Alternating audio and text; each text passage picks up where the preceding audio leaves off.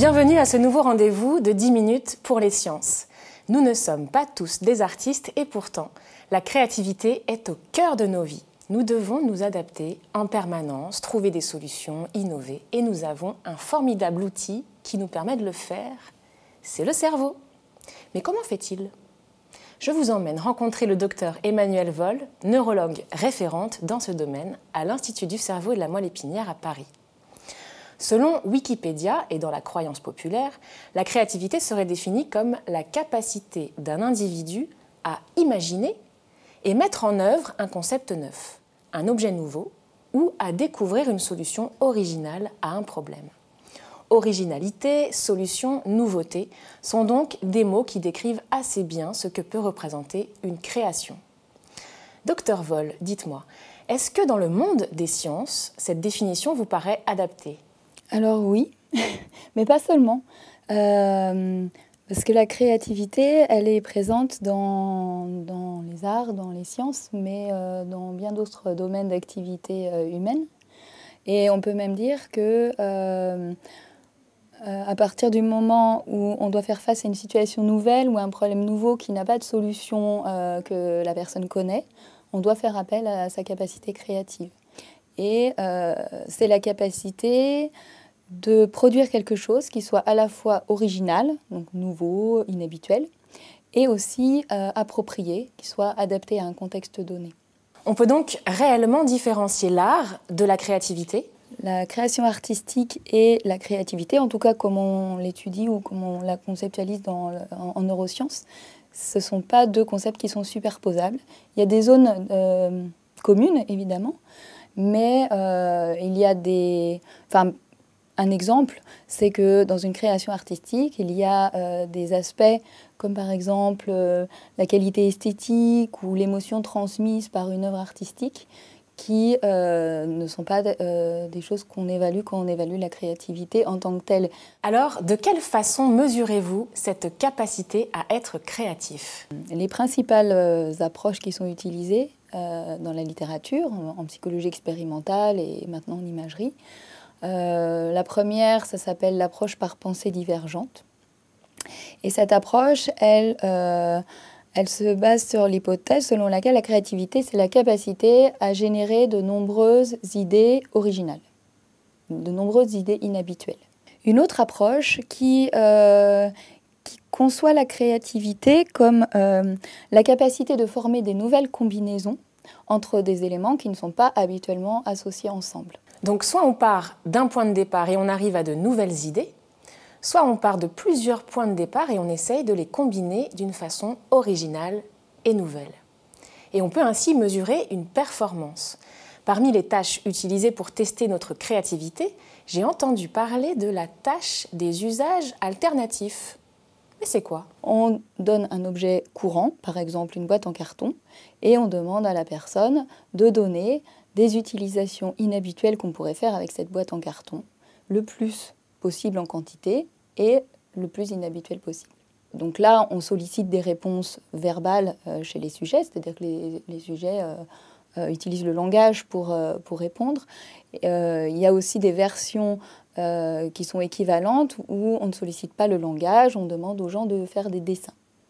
Et typiquement, un des tests courants, c'est de donner aux gens sur une feuille de papier des figures incomplètes, donc par exemple 2 traits parallèles, et on demande aux personnes de compléter ces dessins incomplets en dessinant quelque chose et en donnant un titre à son dessin.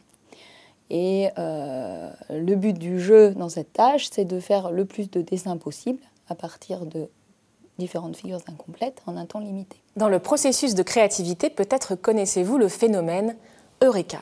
C'est le moment où vous trouvez tout à coup la solution à un problème. Pour étudier ce phénomène en neurosciences, on peut utiliser la tâche des associations lointaines. Exemple, on vous présente 3 mots, champ, aile et libre. Quel est le mot qui relierait de façon logique ces 3 mots ? Champ, aile et libre. Cherchez bien, la réponse n'est pas loin. Et là, vous trouvez l'oiseau. L'oiseau chante, il a des ailes et il est libre. Est-ce que c'est une tâche que vous utilisez régulièrement dans vos recherches ? La tâche des 3 mots, elle a été développée par M. Melnick dans les années 60. C'est vraiment l'Attache qui teste cette hypothèse de combinaison associative.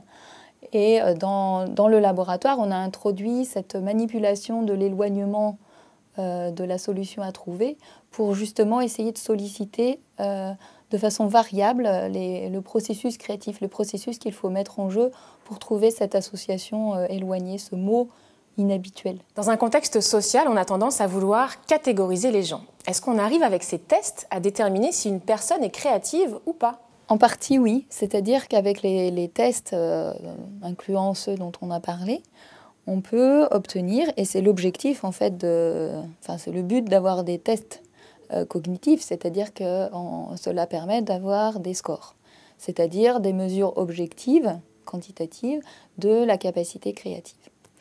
Après, ce qu'il faut savoir, très important, c'est que les tests dont j'ai parlé, ils ne s'intéressent qu'à un aspect particulier de la créativité. Ils se focalisent et ils n'évaluent qu'un aspect ou qu'une partie des mécanismes de la créativité, mais on ne peut pas dire qu'ils mesurent, qu'ils reflètent la créativité dans son ensemble. Est-ce qu'on peut mesurer ou comprendre comment le cerveau fait pour créer ? L'étude des bases cérébrales de la créativité, c'est quelque chose qui est récent en fait. Il y a 3 ans, on a essayé dans le laboratoire de synthétiser les données existantes, donc en résumé, les études qui avaient regardé quelles étaient les régions cérébrales qui étaient impliquées pendant qu'on réalise des tâches de créativité. Vous avez donc fait ce qu'on appelle une méta-analyse, permettant de regrouper toutes les études publiées, quelle que soit la tâche de mesure de créativité utilisée. Alors y a-t-il des régions cérébrales qui ont l'air d'être toujours impliquées ? Déjà, il y avait de nombreuses régions qui étaient impliquées et des régions qui appartiennent à différentes zones du cerveau. Essentiellement des régions qui se situent dans la partie antérieure du cerveau, qu'on appelle le cortex préfrontal. On avait aussi le recrutement de différentes régions au sein du lobe temporal, dans sa partie antérieure et dans sa partie postérieure. En partie dans ces régions, on pouvait reconnaître des régions qui sont habituellement associées à nos connaissances sur le monde, à ce qu'on appelle notre mémoire sémantique. Et on a observé, associé à ces activations, le recrutement de régions dans les lobes pariétaux. Jusque-là, nous savons que ces régions sont impliquées dans le processus de création. Mais nous ne savons pas encore vraiment dans quel ordre elles interviennent. Quoi qu'il arrive, il existe un moment précis que l'on appelle Eureka, ou Insight en anglais. Ce fameux moment où vous trouvez la solution. Et ce moment serait associé à un changement d'activité neuronale dans des régions du cortex temporal droit. Donc, en fait, la petite ampoule qui s'allume quand on a une idée, il faudrait la mettre sur le côté. Depuis quelques années en neurosciences, on aime bien raisonner non plus en termes de régions activées, mais en termes de réseaux, qui représentent un ensemble de régions activées simultanément. Et alors là, vous n'allez pas être déçus des résultats. Et donc les 2 réseaux principaux, les 2 réseaux majeurs qui ont été mis en évidence. Le premier, c'est un réseau latéral, c'est-à-dire sur la partie latérale du cerveau, qui concerne des régions frontales, comme on avait trouvé dans l'analyse, mais aussi pariétales postérieures et temporales. C'est un réseau qu'on appelle habituellement un réseau de contrôle, un réseau de contrôle exécutif fronto-pariétal. Et en interaction avec ce réseau, les tâches de créativité recrutent un réseau qui, cette fois, est à la partie médiale du cerveau, donc là où les 2 hémisphères se font face, et qu'on appelle le réseau de mode par défaut. Je vous sens un petit peu dubitatif. On va demander quelques explications. Docteur Voll, dites-moi, en quoi ces 2 réseaux pourraient être essentiels dans la créativité ? Le réseau par défaut serait un réseau plutôt de génération d'idées. Alors, les mécanismes précis ne sont pas encore élucidés, mais ce serait plutôt un réseau qui fonctionnerait de façon assez spontanée pour associer les idées. Et il sera en interaction avec le réseau latéral de contrôle qui permettrait d'exercer un contrôle et des contraintes sur ces idées. Alors ce sont des hypothèses qui restent à valider et à explorer plus avant. Donc en fait, le processus de créativité serait comme une oscillation entre laisser les pensées émerger, flotter, c'est ce qu'on appelle le vagabondage mental, et de temps en temps attraper ses pensées pour les contrôler. Exactement. Et d'ailleurs, l'hypothèse selon laquelle pour être créatif, on a besoin à la fois d'être dans un mode assez spontané de pensée, de laisser aller nos pensées, de relaxer nos associations d'idées, et aussi d'un processus,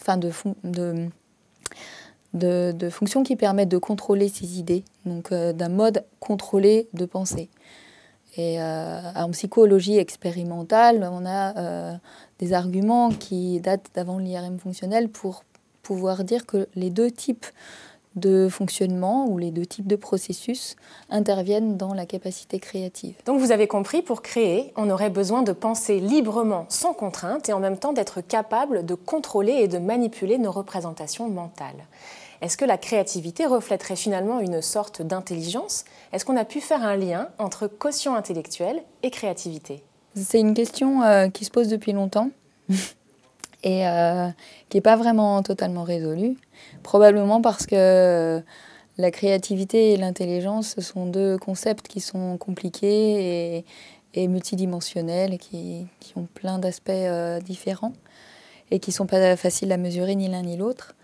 Alors sur un plan statistique, de nombreuses études ont trouvé un lien entre capacité créative, évaluée par des tests, et QI.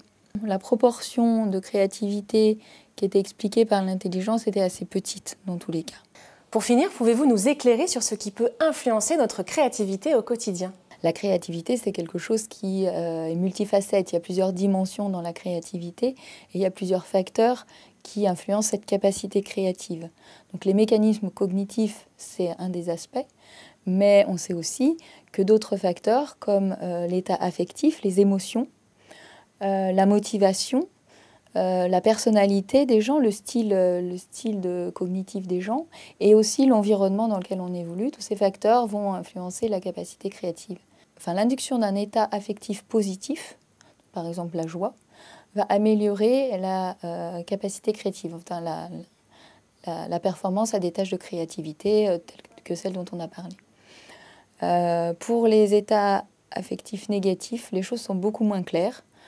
Les méta-analyses ne permettent pas de conclure à un effet, à part peut-être pour certaines émotions négatives comme la peur ou l'anxiété qui seraient plutôt délétères que bénéfiques. Alors, soyez joyeux, laissez votre esprit vagabonder et peut-être que vous trouverez une solution à attraper.